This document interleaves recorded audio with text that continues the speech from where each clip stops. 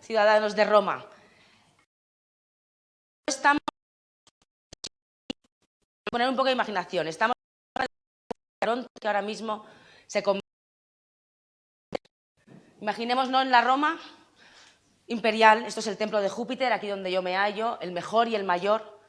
Y hoy es un día grande para nuestra ciudad, para nuestro imperio, porque conmemoramos la gran ceremonia del triunfo para uno de los grandes generales que ha tenido nuestro imperio en toda su historia. Simon Scarrow llega vencedor de toda la campaña de Britania. Esto es una ceremonia de triunfo y, por tanto, él va a venir hasta aquí y va a ser condecorado como merece. Y para ello, pueblo de Roma, tenemos que ovacionarlo y alentarlo. Está a punto de entrar por esas calles aledañas que entran en este concello. Por favor, levantaos para aclamarlo y gritemos ¡Viva Roma! ¡Roma Vinci!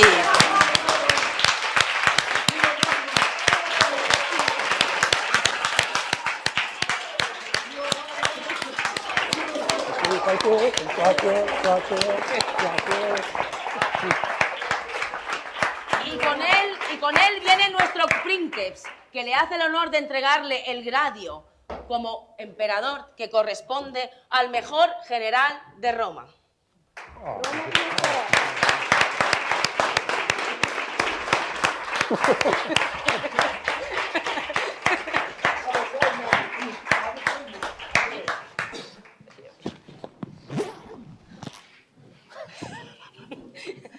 You can take off the salad.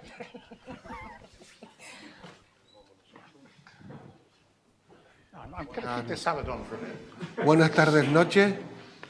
El Ayuntamiento de Tacoronte y los organizadores del tercer Festival de Novela Histórica Ciudad de Tacoronte, Tacoronte Histórica, han decidido otorgar por unanimidad el premio que desde el año pasado concede el festival al escritor inglés Simon Scarrow por la calidad y originalidad de su obra, también por su contribución al género a través de la serie que protagonizan Cato y Macro y la tetralogía en la que noveliza las biografías de Napoleón Bonaparte y Sir Arthur Wellesley, duque de Wellington, entre otras. Para la organización de este encuentro con las letras es un honor y también un privilegio hacer la entrega de un premio que, además de reconocer la trayectoria como novelista de Simon Scarrow, quiere también agradecer los buenos momentos que nos ha hecho vivir a través de unos libros que, al menos a quien ahora escuchan, le ha transportado a otro tiempo. El Premio de Novela Histórica Ciudad de Tacoronte nació con el fin de reconocer la trayectoria de escritores y escritoras que han dedicado su obra por completo, mayoritariamente, al género de la novela histórica, por lo que los que organizamos este encuentro coincidimos en que la mejor manera de respaldar esta distinción era y es reconociendo la labor que, como escritores como Simon Scarrow, desarrollan desde hace ya mucho tiempo. Hace entrega del premio una pieza del artista Julio Nieto, el segundo teniente de alcalde de la ciudad de Tacoronte, José Caro. Muchas gracias. Buenas tardes y bienvenido a esta tercera edición del Festival de Novela Histórica de Tacoronte y a esta segunda edición de entrega de premio. Quiero agradecer, en primer lugar quiero excusar la no presencia de la alcaldesa en este momento, por circunstancias de salud no ha podido estar entre nosotros. Quiero agradecer desde el excelentísimo Ayuntamiento de Tacoronte la presencia aquí del autor, de Simon Scarrow, y procedo a hacer entrega del premio. Sí, aquí está el premio.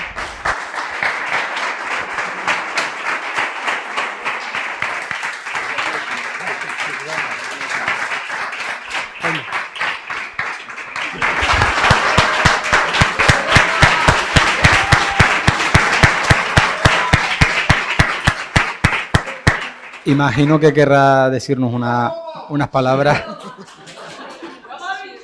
Le cedo el micrófono. Okay. So, if you translate for me. Well, it's absolutely humbling to receive any literary prize, but particularly a Spanish one, because for a very, very long time, right from the start of writing my Roman books, my Spanish publishers were the very first people to buy the foreign edition rights and have supported the series ever since. So, Penelope, gracias. And it's been an absolute pleasure working with you and an honor, you and Daniel. And I just want to thank you from the bottom of my heart for everything that you've done to make these books a success in Spain. So thank you.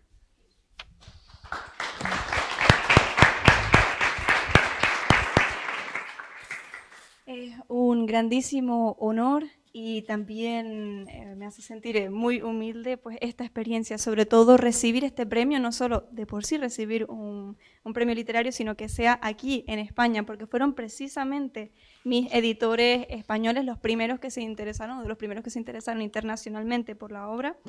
Y por ello, muchísimas gracias con todo mi corazón a Penélope, también a Daniel por todo el trabajo que han hecho y en todo lo que me han ayudado. Muchas gracias.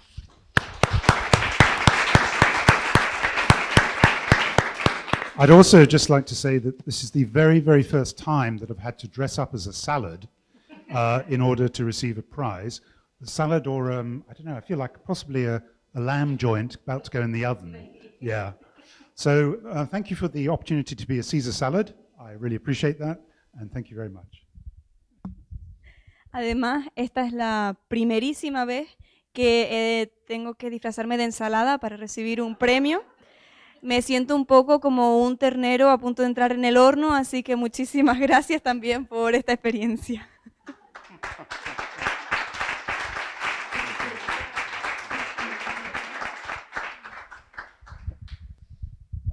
Agradecer la presencia de todos aquí. Tacoronte, como ven, además de buen vino y patrimonio histórico y buena gente, es también cultura y apostaremos y seguiremos apostando por la cultura. Muchas gracias.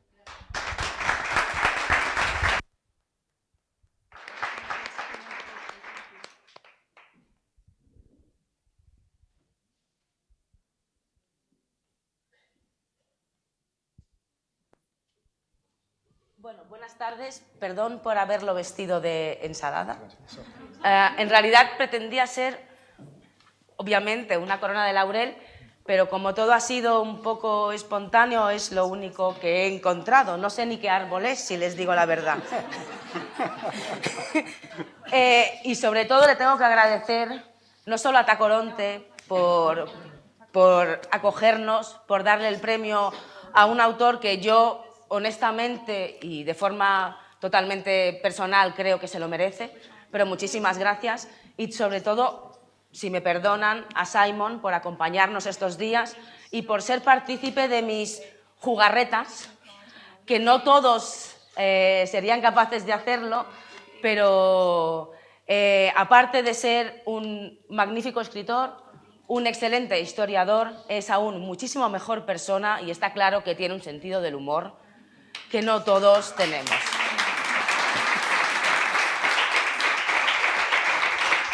Well, if you're British, you have to have a sense of humor these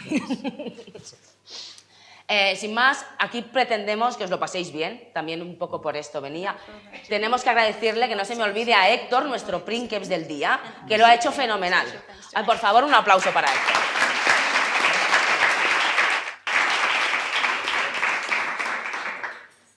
Y bueno, no voy a presentaros mucho a Simon porque todos lo conocéis.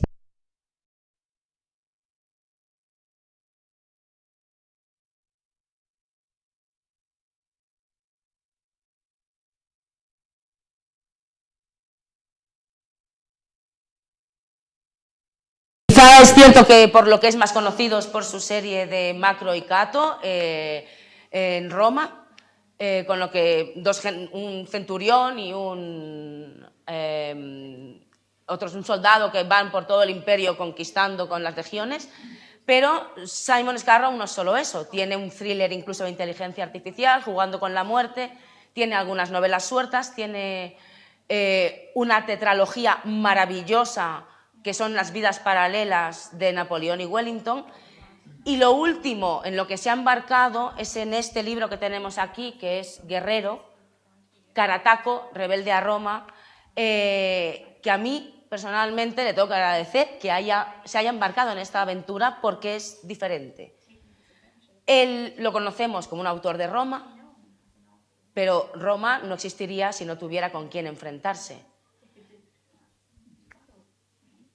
Simon, ¿por qué Carataco? Why Karatakis? Why Carataco? Why not? But it's after 22 books covering, the Roman side of going out and dishing out imperialism to all the provinces in the empire, and particularly Britain, I thought for a long time I'd been thinking about doing the other side of the conflict. So Caratacus was something that I've been thinking about for a number of years. And also another thing that concerned me was how history is actually created. Why is history created? And with the story of Caratacus, because when it begins, Caratacus is an exile in Rome. And he's been spared. He was going to be executed with his family by Emperor Claudius. But according to the historians, he delivers this impassioned speech about how superior Rome is and why would they want to conquer, a benighted country like Britannia, which is very much still a benighted country, even to this day. So he then gives this speech which convinces Claudius that it would be, truly civilized and magnanimous to spare Caratacus. So he's living in Rome as an exile. And then I thought, okay, well, if he's going to tell his story, the only person he's going to tell it to is a Roman historian. Now, at this time, Roman historians were basically hagiographists. All they did was to write very, very expensive commissioned family histories. So it's a challenge for this historian to actually write something truthful. And the problem, of course, I had this battle with my English editor because I said, he's going to be telling his story to a Roman historian who's going to change his story in order to fit his market. But he's also going to be telling a story that flatters him. So it would be really, really nice if every so often he would say something that is obviously not true. And she was a little bit nervous about that. So there's not so much of that in the finished edition as I would like. Because one of the things I'm, as a historian, very, very interested in is, why certain histories are told and others are not. And the ones that are told are always told with an agenda. And that is why Tim, the co-writer, and I sat down to write this first in a series of 3 books. Okay, so it's a very long answer, and I do apologize. Mi primera respuesta sería, ¿por qué no? De los 22 libros que escribí, me centré sobre todo en la parte que se refería a los romanos, sobre cómo iban sirviendo ese imperialismo en todos los lugares a los que llegaban, sobre todo en Britania. No obstante, llevaba algún tiempo ya pensando en escribir sobre el otro lado, sobre cómo se estaba viviendo al otro lado de esa frontera con Britania. Llevaba años pensando concretamente en la historia de Carataco. Lo que me fascinaba era no solamente cómo se crean las historias, sino también el por qué. Por eso me centré en la historia de Carataco, que estaba exiliado en Roma, iba a ser asesinado por Claudio, al igual que toda su familia, pero en ese momento, cuando estuvo ante el emperador Claudio, dio un discurso en el que hablaba sobre lo superior que era el Imperio Romano, sobre todo comparado con el Reino Unido, algo que no dista mucho de la actualidad. Pero bueno, en ese momento dio un discurso sobre cómo podría ser un gran ejemplo de muestra de piedad el que le perdonase la vida a Carataco. Y así fue. Finalmente vivió en Roma como exiliado de su propia tierra y lo que me centro en la obra es en un historiador romano que va a intentar contar su vida. Los historiadores romanos en aquella época eran sobre todo genealogistas, es decir, se centraban en las historias familiares, les pagaban una grandísima comisión para que investigasen sobre las propias familias. Por ello, contar un evento real iba a ser todo un reto y más de este tipo histórico. Cuando se lo comenté por primera vez a mi editora se puso algo nerviosa porque iba a contar una historia sobre un enemigo del Imperio Romano por parte de un romano que iba a intentar a la vez cambiarlo para hacerlo más atractivo para su propio público y de vez en cuando meter alguna cuestión que era una mentira obvia. Y bueno, pero al final salió adelante.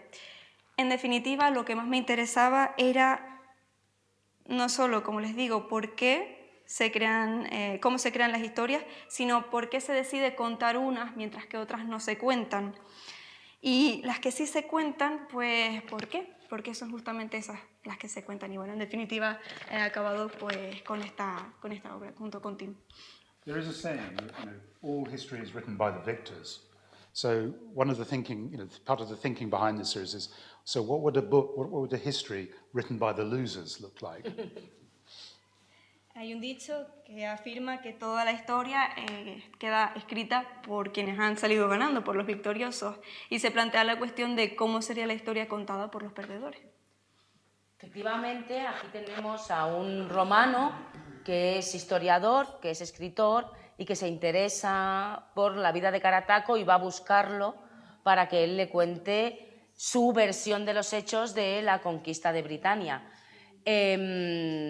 La cuestión es que efectivamente este romano va a tener que hacer algún tipo de artificio o algo, porque si no, desde luego, no va a cobrar por esto, porque ellos contaban la historia de los más altos nobles o de los emperadores y obviamente siempre era a gloria mayor del que fuera, porque si no, no recibían dinero.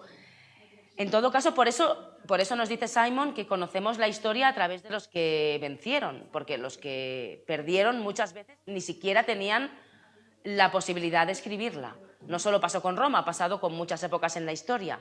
Entonces aquí tenemos, a mí me salta la pregunta, todo lo que nos cuenta sobre este pueblo britano, sobre Carataco, que además en su juventud, cómo se entrena, que es una cosa fascinante, cómo lo llevan a un campamento lejano, con supuestos druidas y todo lo que sucede por allí, ¿todo esto realmente lo tenemos documentado? ¿O cuánto de ficción y cuánto de realidad hay aquí? You have to remember that the Celtic culture was basically an illiterate culture. What we know about the Celts is primarily archaeological. So it's the digging up of the villages, the settlements, and so on, and the references to them in Roman history.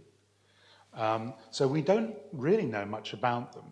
Now, what we have to do is kind of, when Tim and I were sitting down to research this and write this, is to sort of ask ourselves, okay, this is really a book about finding a way of, creating a culture that feels sufficiently alien to Romans, and alien to the reader as well, because one of the things that I always found very, very interesting about writing the early books in the series was that I was getting the reader to sort of identify with a Roman point of view. And don't forget, this is primarily for a British market, and then have them invade Britannia and dish out great violence to our ancestors, our British ancestors. So then I thought, well, that's going to create a real interesting experience for a British reader, because British people are, because we have so few things to celebrate these days, one of the things we hold on to is this idea of empire. So it's quite natural for a British reader to identify with a Roman imperialist point of view, and at the same time, they're having to deal with the fact that these imperialists are coming to our country to dish out violence and imperialism to us. So that's been a very interesting experience, I think, for British readers particularly. And with the story of Caratacus, I think it's going to be a very interesting read for all those people who've identified with Macro and Cato for a number of years, to suddenly have to sort of switch sides and see, what it would be like from the other point of view. And I'm not, going to spoil too many plot elements, but the second and third book in the series, of course, once the Romans turn up, they will actually meet Macro and Cato at some point. Caratacus does in the main series. So that's going to be very entertaining. Hay que recordar que la cultura celta precisamente era una cultura mayoritariamente analfabeta, así que casi todo lo que tenemos a día de hoy son legados arqueológicos y referencias realizadas por los propios romanos. Entonces, en ese momento, pues cuando estaba pensando no hay mucho que sepamos sobre la cultura celta en definitiva, así que cuando quise escribir el libro, me planteé en crear una cultura o más bien darle esa forma, esa cultura que fuese lo suficientemente ajena a Roma. Algo que me interesaba, sobre todo en los primeros libros de la serie de Macro y Cato, era que el público en ese momento, pues sobre todo centrado en el mercado británico, se identificase con estos soldados romanos, que se identificasen con el imperio, para que luego más adelante en la serie viesen cómo estos mismos romanos conquistaban su tierra, es decir, Britania. Entonces se de una experiencia muy interesante en la que se encuentran un poco identificadas con ambas partes, ¿no? Y pienso que sobre todo ahora, en los tiempos en los que los británicos pues, no tenemos gran cosa que celebrar, nos aferramos a esta idea del imperio. Es muy fácil, resulta muy fácil para los británicos identificarse a la idea, a la par que ven que ellos mismos fueron los conquistados en esta historia. Por ende, decidí también centrarme en la historia de Karata, que me pareció tan interesante porque mostraba estas dos caras. Y después, también de ver esta serie sobre Macro y Cato, pues ver la otra cara de la moneda. Ahora bien, sin destripar el libro en sí, a partir de esa segunda parte puedo revelar que incluso llegan a conocerse personalmente. Claro, lo que decíamos esta mañana, aquellos que hayáis estado en la mesa sobre Roma, Simon nos contaba que él particularmente le resulta difícil ponerse en la mente de unos personajes de hace 2000 años si ya le era difícil ponerse en la de su abuelo, que solamente 2 generaciones anteriores, porque obviamente podían llegar a pensar de una forma muy diferente a la nuestra. Entiendo que entonces, al meterte en un mundo desconocido, del que tenemos pocos datos, ayuda mucho a la ficción. Aquí te estás embarcando en un proyecto que lo mismo te resulta mucho más divertido como novelista que otras cosas que hayas podido hacer hasta ahora. Well, yeah, I think so, actually. That opportunity to sort of, in a way, because there's so little information available, that it's been exciting kind of, in a way, kind of world building on the basis of a minimum of evidence, so that we've kind of created the druids and the druid training thing and the levels of druid culture and so on. So all of these things. But one of the things that we had more kind of historical understanding of, which is central to the plot of the 3 novels, is this idea that when the Romans came to Britain, there is this sort of assumption that they were fighting a unified kind of British enemy, and that's very far from the truth. One of the things that is very, very clear from what we have got of the historical record is that the tribes of Britain were far more likely to be fighting each other than they were to be fighting against Rome. And the Romans knew this, so they were very clearly, before they landed in Britain, picking off individual tribes by bribing this king, promising that king that he could take over another little bit of land. So there's a lot of kind of divide and rule going on. And it's quite interesting, actually, because our first title for this book was Guerrilla. Okay, yeah, which, of course, we have to thank the Spanish for the invention of this word. The small war that's fought all the time. And Warriors is kind of, our compromise title, which is quite interesting looking at it there, of course, because it's so similar to the original title that we wanted. Because one of the things about Caratacus is he comes to realize very, very quickly that you cannot defeat the Roman army on the battlefield using conventional tactics, because you're basically playing into their hands. So the only way that he eventually succeeds in taking on Rome, and this is a long learning process for him, is to actually become the first guerrilla.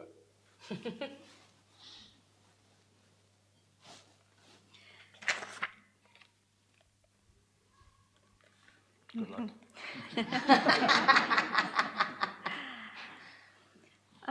Sí, si lo pienso, la verdad es que sí, se puede disfrutar de una manera diferente porque te presenta la oportunidad, ya que no tienes tantos datos de información de la que partir. En ese sentido fue muy emocionante crear todo este mundo con los pocos datos con los que contaba, por ejemplo, los druidas, los niveles, la organización que había dentro de todo este mundillo, ¿no? Otro aspecto es que la información con la que ya contaba pues ha pasado el análisis de todos estos años de historia. Y esto me ha servido para el argumento de las 3 novelas. Por ejemplo, cuando los romanos llegaron a Britania, tenían esta idea de que las tribus que se encontraban ahí estaban unificadas, pero nada más lejos de la realidad. Lo cierto, de acuerdo a los datos, a la información, es que lo más probable estuviesen luchando constantemente entre ellas, incluso más que con los romanos. También por ello se crea esta situación en la que los romanos llegan a Britania y pues crean un acuerdo con esta parte, luego intentan pues también sobornar a esta otra, etcétera, etcétera. Lo interesante en el caso de Caratacus es que él desde muy temprano se dio cuenta de que no podría librar y salir victorioso en una lucha contra los romanos en el campo de batalla. Tenía que hacer otro tipo de lucha, en este caso las guerrillas. Palabra que le debemos, por cierto, a los españoles, así que muchas gracias. Y esto fue, en definitiva, lo que se vio también desde el principio, que tendría que crear esas guerrillas y fue el primer guerrillero. Quiero decir que nos ha dado una primicia. Yo, que se supone que soy su editora y voy un paso por delante de vosotros, me enteré ayer, o sea que el paso ha sido mínimo, casi el escalón. Va a ser una trilogía, lo cual, con él delante y con toda la honestidad que pretendo siempre darle a mis autores, irónicamente un punto diré que me alegro mucho, porque no serán 22 libros, entiéndanme. Y por otra parte, como lectora, también me alegro porque no serán 22 libros. Yo solo quiero, porque quiero que vosotros le preguntéis, que seguro que tendréis muchas preguntas y hay pocas oportunidades de tener a Simon con nosotros, la primera yo, y prefiero que participéis vosotros. Quiero deciros, no sé si habéis leído mucho de su obra, si habéis leído poco. A él le voy a hacer la pregunta de, en el caso de que alguien no haya leído nada de él, ¿qué recomendaría porque empezaran? Yo sí les diría, si ya han leído algo de él, empiecen con esto, porque es un aire fresco, renovador, diferente, ágil, divertido y que te presenta un mundo que desconocemos. Porque Roma venció, eso lo sabemos todos, pero ¿y si no? Entonces, Simon, si tuvieras que recomendar un libro para empezar con tu lectura, ¿cuál sería? Y la última pregunta es, ¿y Boudica? ¿Habrá algo de Boudica? So which book would I start? You would suggest? If it was... to start with. Yeah. Well, it's interesting, actually. I mean, Difficult question. having heard what you said, I think actually, yes, this would be, if you're going to sort of start the whole, before you get to Macro and Cato and all the other books, because there's, Invader, there's Pirata, there's all these spin-off series as well. I think this is good because it gives you that kind of prequel to the Roman appearance in Britain. So you get the sense of what is there, what has been created, what exists before the Romans turn up and basically destroy everything and turn it into another colony. So I think, yeah, I would agree that this would be a good starting place. And I'm sorry if I didn't mention that it were 3 books. Well, mention. Yeah. But I think it's because it's you want to have an opportunity to flesh out that world so that it feels as real as possible for somebody who's reading about the other side of the invasion. But equally, if they're going to go on and read about the Roman, from the Roman side, it's good that they know what they're actually coming up against and what's at stake for the people that they're fighting. I think it would be a good starting Que point. quede claro que me alegro mucho de que nos hayas informado de que son 3, de verdad. En este caso, la verdad es que he escuchado todo lo que has comentado sobre el libro y estoy de acuerdo. Además, lo recomendaría para empezar en el sentido de que nos permite ver, más allá de las demás series, de la serie, por supuesto, de Macro y Cato, también la de Piratas, todas las demás que he tenido, esta nos permite como una especie de precuela. También ver qué es lo que había, cómo se hacían las cosas antes de que llegasen los romanos para destruirlo y convertirlo en otra colonia más. Entonces, por supuesto, es una buena oportunidad de ampliar el mundo que conocemos antes de embarcarnos en la historia pues, de esa parte romana. So I think the way to think about this is it's kind of like when Bobby in Dallas went into the shower. You know, you can sort of suddenly go back a few years and start from here and then read the series, I think. So it works on that level. Es un poco como cuando Budín y Dallas entraron en la ducha, puedes leer un poquito antes de, de meterte luego ya en la historia principal. ¿Y Boudica? Oh, well, okay, so you're about to publish Death to... No. You've done that? I'm about to publish. Which is the next Roman book you're publishing? Death to Rome, is it? Or Death to the Emperor? Death of Emperor. Okay, so I know, sí. A ver, también el 29 de noviembre sale publicado la siguiente novela de la serie de Macroicato, que es Muerte al Emperador, la 21ª. Y yo le preguntaba por Boudica, no pensando en esta novela, que sí, efectivamente ahí ha llegado el momento en que históricamente dentro de la novela aparece el personaje de Boudica, que como muchos de vosotros sabréis es una de las grandes rebeldes a Roma y con ese personaje femenino. Mi pregunta iba más en el sentido de si te metes en este percal de irte al otro lado y contarnos esa historia de los bárbaros, ¿no nos vas a dar la buena noticia de escribir algo sobre Boudica de verdad? What, in this series? She may appear as a character towards the end in the third book in the series. But of course, in the main series, we're now dealing with her rebellion in again, 3 books, because it's a big story. So you know how the first one ends, and any dog lovers out there look away. But the second and the third book, I finished the second book's coming out, that's called Rebellion, and that's, I think I'm really, really pleased with it. I think it's one of the best books that I've written in the series. So when, that comes out in Spain, I'd be very interested to see. Tendré que decírtelo. Yeah. Y sin más, por favor, quien quiera preguntar. Traduzco rápido lo que dijo o vamos a la pregunta directa. No, pregunta. Hola, ¿qué tal? De nuevo. Bueno, yo sinceramente no voy a hablar de un libro que no he leído porque no tengo esa fea costumbre, aunque hay gente que sí habla de libros que no han leído. Yo sí me quería acercar al género de la novela histórica porque, como decía Horacio, creo en la Carta a los Pisones, creo que aúna dos vertientes muy interesantes de la literatura, que es el deleitar, es decir, el gustar al público que lo lee, y el enseñar, porque el docere, del latín docere, enseña al lector con el aprendizaje pues, de los hechos históricos que se cuentan en las novelas. Entonces me gustaría saber a qué se debe su acercamiento a la novela histórica, si va en este sentido de que juega con esa doble vertiente del enseñar y del deleitar, o son otros motivos. Y en segundo lugar, que no tiene nada que ver con lo que he preguntado, quiero disculparme porque tenemos la concejala y yo otro acto político pues en breve y después de su respuesta tendremos que ausentarnos. Gracias. Thank you for the question. I think, historical fiction is often one of the gateways for people to develop an interest in history. And one of the things that's really, really pleased me since I started writing is the letters I get from people who say, I wasn't interested in history, and I've started reading historical fiction, and now I'm really fascinated. And a lot of those people actually go on to study history at university and then to work within history as lecturers or teachers, or even archaeologists, though there are quite a few archaeologists. So it's a bit like, in the same way that J.K. Rowling provided a real impetus to get young people into reading.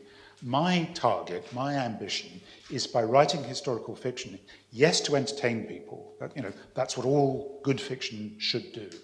But at the same time, if it kind of provokes an interest so that the story doesn't end there and that the reader then goes on to look into the non-fiction and other historical fiction related to that, but the non-fiction, and then develops an interest in history, that's a win as far as I'm concerned.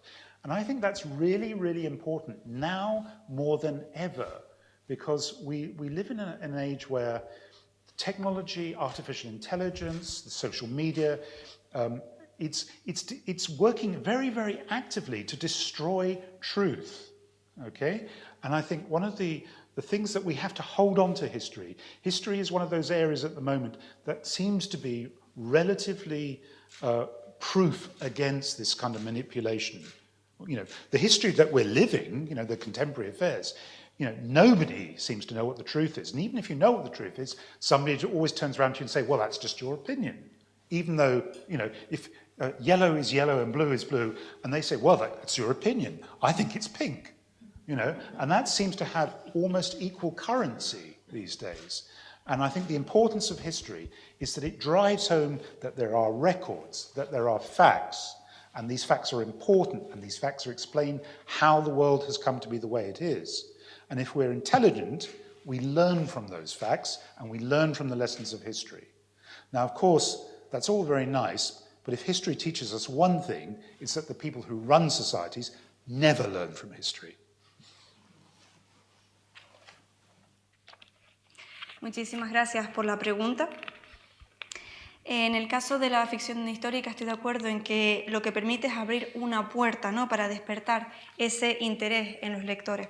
Y también es algo que siempre me ha resultado pues, de gran alegría cuando he recibido cartas de lectores que me han dicho gracias a ti me empecé a interesar por la historia y ahora incluso me dedico a ello, ¿no? Ejemplos de personas que comenzaron a interesarse por la historia, a ir a la universidad, estudiar historia, a ser profesores e incluso arqueólogos.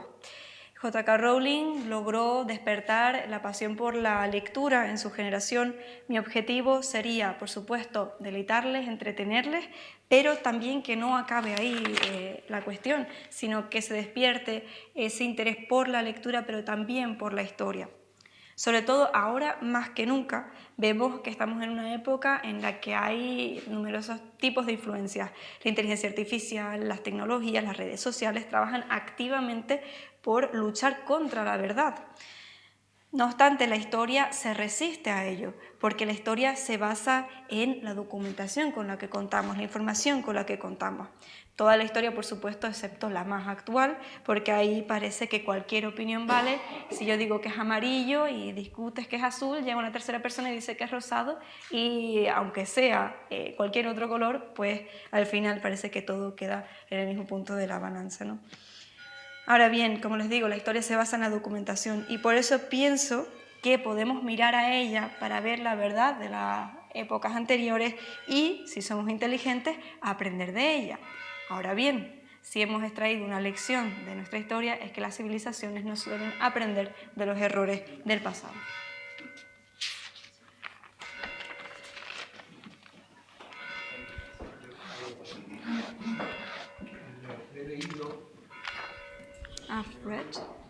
He leído que la idea inicial era finalizar la serie de Cato y Macro en la novela 25. No sé si esto sigue el plan así. También preguntarle, con la leyenda, no sé si fue verdad, comentaba que Sir Arthur Conan Doyle estuvo tan harto del personaje que lo mató. ¿Tu idea va a ser la misma? O lo mató, después lo tuvo que resucitar por los lectores, pero ¿tú estás harto ya de Macro y Cato, como Arthur Conan Doyle, y estás pensando quitártelos en medio como él, y después los lectores te dirán, no, tienes que resucitarlo, lo resucitará? Como decía Arthur Conan Doyle, creo que te has perdido eso. Que Arthur Conan Doyle decía que estaba tan harto de Sherlock Holmes que se lo cargaba. Okay. No, is the answer. Macro and Cato will decide when Macro and Cato end as a series. I don't have any say in that. You know, if they want to continue, and I enjoy telling their stories, it will continue until either they die of old age or of injury, or they just say they retire. Okay. Now, I did have an idea for where the series would end, which was 69 AD with the Civil War, the year of the Four Emperors, and that Macro and Cato would be on opposite sides, and one would have to kill the other. Okay. Now, I said this at a literary festival in England, okay, and there was nearly a riot. Afterwards, this young 15-year-old came up to me and said, how dare you, decide that you're going to kill Macro and Cato this way. I mean, it's horrific. And I know why you authors do it. It's because you realize at the end of the day that we readers love the characters more than we like you. And I think there's a certain degree of truth in that with some authors who kill off their characters. But I'm still very much living with Macro and Cato in my head. And I'm quite happy that they're there because every time I sit down to write a book, it's like going on holiday with old friends. So as long as that lasts, that's fine. I now have a different idea for how the series ends, which is that Macro and Cato, after a long career in the army, settle down as wine traders in a quiet seaside town called Pompeii. On the other side of the bay. No. La respuesta sería no. Lo cierto es que Macro y Cato decidirán ellos mismos cuando se acaba. Yo ahí no tengo palabra alguna. A lo mejor puede ser por alguna enfermedad o porque ya han llegado a una edad muy avanzada o porque deciden retirarse. Sea como fuera, al principio tenía una idea de que la historia finalizase en el 609 después de Cristo, durante la guerra civil, y que cada uno acabase en un bando diferente luchando el uno contra el otro. Lo presenté, la idea, en un festival en Reino Unido y por poco se armó un revuelo de, de 3 pares, ¿no? Entonces, en ese momento se me acercó un joven que me dijo, ¿cómo te atreves a matarlos? Y sé por qué lo hacéis los autores. Los escritores lo hacéis porque sabéis que nos gustan más vuestros personajes que ustedes. Y por eso los acabáis matando. Lo cierto es que estoy de acuerdo. En el caso de muchos autores puede ser que sea el caso. En mi caso, pues cada vez que escribo sobre Macro y Cato es como empezar a tomarme unas vacaciones con viejos conocidos, con viejos amigos de toda la vida. Ahora tengo una nueva idea de cómo podría acabar. Y es que ambos, una vez que terminen con sus batallas, pues acaben retirándose a una isla, concretamente a Pompeya, y disfruten allí su vida como mercante de vino. En el lado, pues...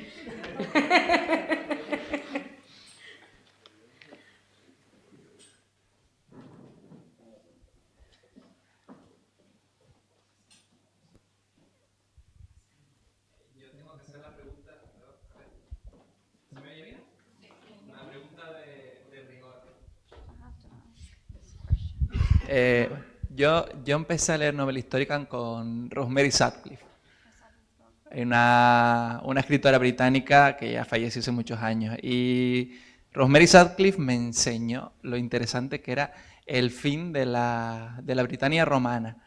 ¿Tú has pensado en algún momento, Simon, hacer una novela de cuando las legiones abandonan Britania o algo similar?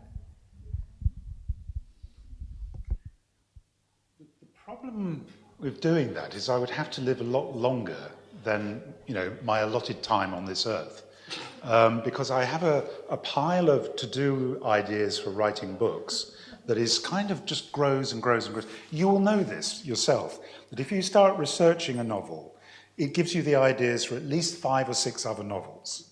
Yeah? So what will happen is every time I sit down to write a novel, there are ideas for 5 more novels. So now I've written 40 novels nearly. We're now talking about potentially 200 projects.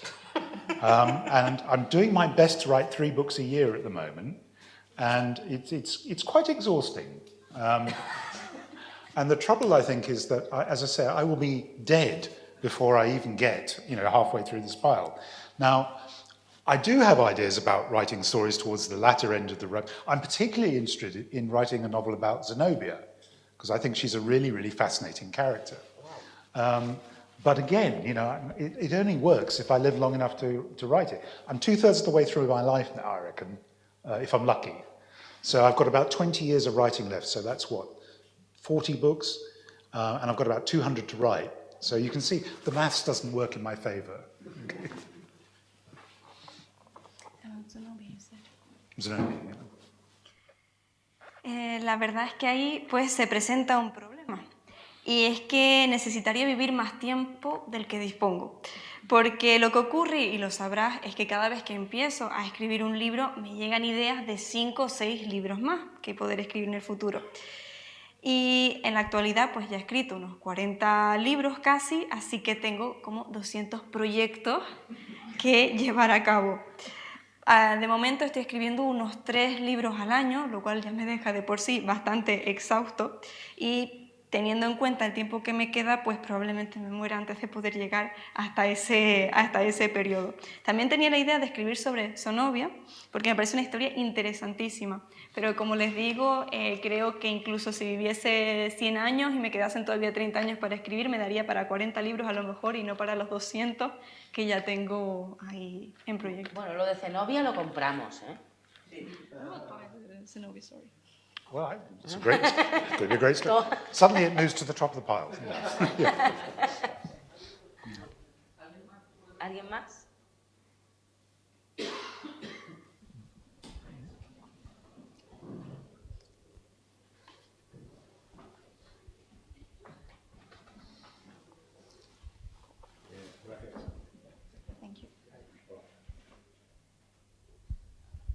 Gracias por la intervención.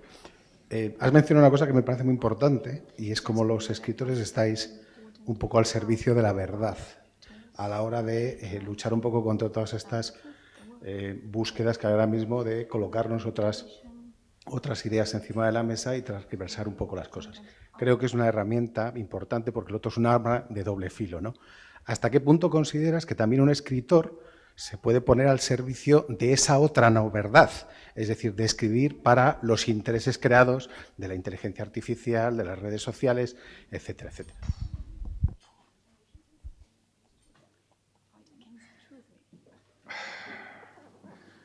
It's a challenge.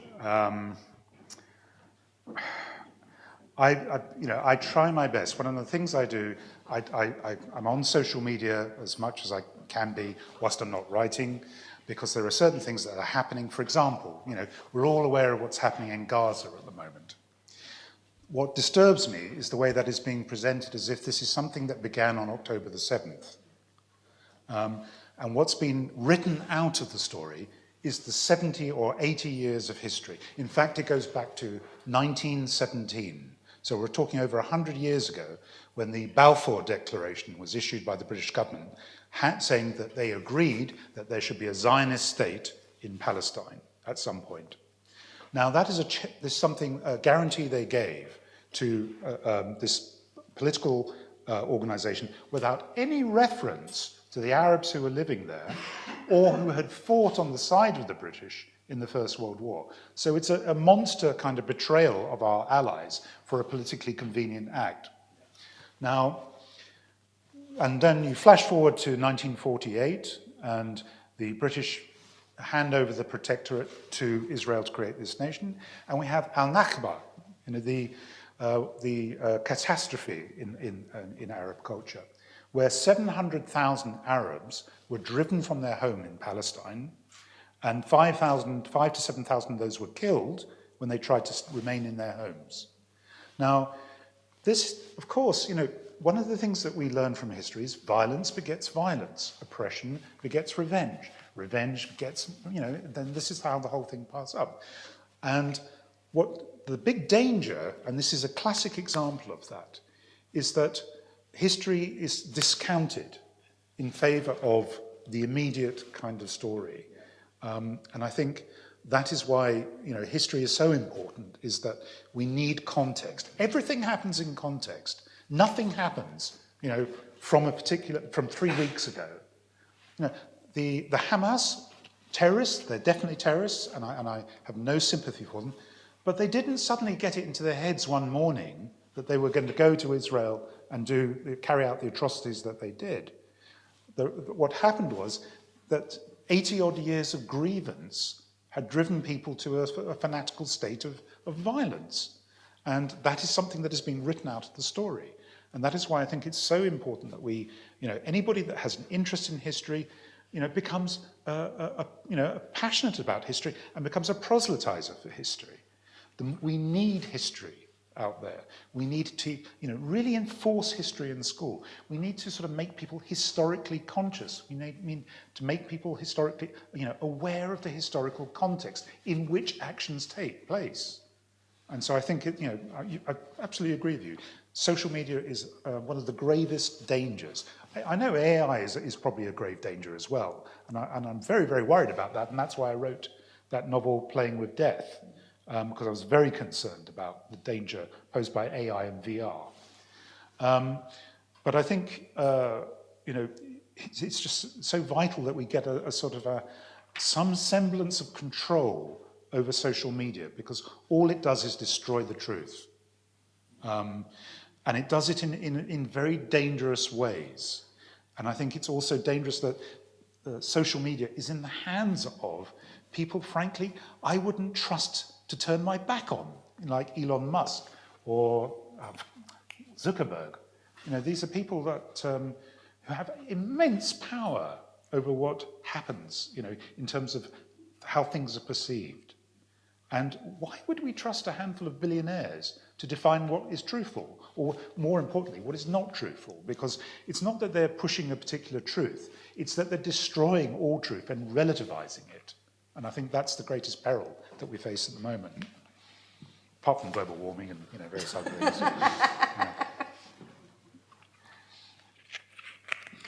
Es sin duda un grandísimo reto. Yo lo intento lo mejor que puedo. También el utilizar las redes sociales pues de manera limitada, porque al final lo que estamos viendo y sabemos todos es lo que está ocurriendo en la actualidad. Por ejemplo, en Gaza. Lo que realmente me molesta es cómo se está vendiendo esta narrativa de que todo comenzó el 7 de octubre. Sin embargo, hay una historia detrás. Décadas y décadas, 70, 80 años de historia, incluso desde 1917, cuando se creó ese acuerdo por parte del Reino Unido para crear una comunidad sionista en Palestina. No obstante, no se les consultó a los árabes que habían vivido ya ahí, que lucharon junto con Reino Unido en la Primera Guerra Mundial, así que fue una traición de la máxima categoría. Luego vemos cómo en 1948 se crea de nuevo ese protectorado y ocurre esta gran tragedia, estos episodios por los cuales más de 700.000 personas tienen que abandonar sus hogares y las que no lo hacen, pues entre ellas 5.000 acaban muriendo. Hay que aprender de la historia, y si algo hemos aprendido es que la violencia genera violencia, la represión genera venganza y la venganza pues continúa este ciclo. Es peligroso que se ignore la historia en su conjunto por la historia más inmediata. Necesitamos contexto, todo tiene un contexto. Por ejemplo, Hamas. Son un grupo terrorista y tampoco simpatizo con ellos, ni mucho menos. Pero Hamas no llegó de repente y decidió llevar a cabo estas acciones tan viles o trágicas que llevó a cabo. Todo esto tiene un contexto detrás, más de 80 años de sufrimiento que finalmente han llevado a esta oleada de violencia. Por eso es tan importante conocer la historia. Necesitamos conocedores de la historia, necesitamos reforzar el papel de la historia en los centros educativos, crear conciencia al respecto sobre la importancia del contexto. Por supuesto, también estoy de acuerdo en que necesitamos ser conscientes del peligro de las redes sociales, así como de la inteligencia artificial y la realidad virtual, por las cuales escribí mi obra Jugando con Fuego. Es importantísimo también que tengamos algún tipo de, algo semejante a un control de las redes sociales, porque en la actualidad vemos que están librando una batalla contra la verdad. Y no solamente esto es peligroso, sino también que estas redes sociales están en manos de personas a las que sinceramente pues no les confiaría algo tan preciado, como son Elon Musk y Zuckerberg. Y además, ¿por qué tendríamos que confiar esto a unos multimillonarios que no buscan una verdad, promover una verdad o la otra, sino en general destruirlas todas y relativizarlo todo? I think that, the big problem is that those who operate social media, those who manipulate, are always trying to force us to pick a side. And the only real choice that matters is the side that we should pick is the truth. Always the truth. not what the social media types would like us to do. Un problema crucial en todo este aspecto es que siempre desde las redes sociales se intenta forzar a elegir un lado o el otro. Pero lo cierto es que siempre deberíamos elegir el lado de la verdad. ¿Alguna pregunta más? Bueno, creo que están cansados y quieren ya beberse un par de cañas ya. En realidad es hora, lo entiendo. Así que antes de iros, por favor, no dejéis de compraros el libro, que de verdad que vale la pena. Palabra de editora, pero palabra de lectora. Si no podéis reclamármelo a la editorial, si a alguien no le gusta, no lo va a hacer nadie, así que me quedo tan tranquila. Y sin más, solo tengo que agradecer de nuevo al festival por el premio, a todos los que habéis venido hoy y sobre todo a Simon por acompañarnos, darte la enhorabuena por este premio. Yo voy a aprovechar que me han dejado aquí esto, que así yo también la quería tocar, y decir, Simon, gracias, enhorabuena. Roma, Tacoronte, España y sobre todo yo estamos en deuda contigo. Oh, thank you.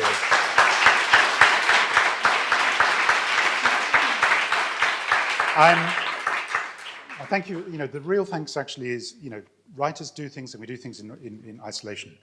The key thing to remember is that we only do half the work. The other half of the work is done by the readers, because you take the black marks on the white paper and in your heads you turn it into something quite magical and individual. So if you would... Muchísimas gracias. Me gustaría aprovechar para recordar que los escritores solemos trabajar de manera aislada y lo que es clave en todo esto es que nosotros hacemos la mitad del trabajo. La otra mitad la hacen ustedes, los lectores, que son los que transforman ese papel y esa tinta en magia. And does anybody know how I'm going to get through this through airport security? ¿Alguien sabe cómo puedo colarlo por la seguridad, los controles del aeropuerto? Decirte que es un gesto de respeto y autoridad, pero que hay que devolvérsela a su dueño. Symbol of respect, but we have to give it back to its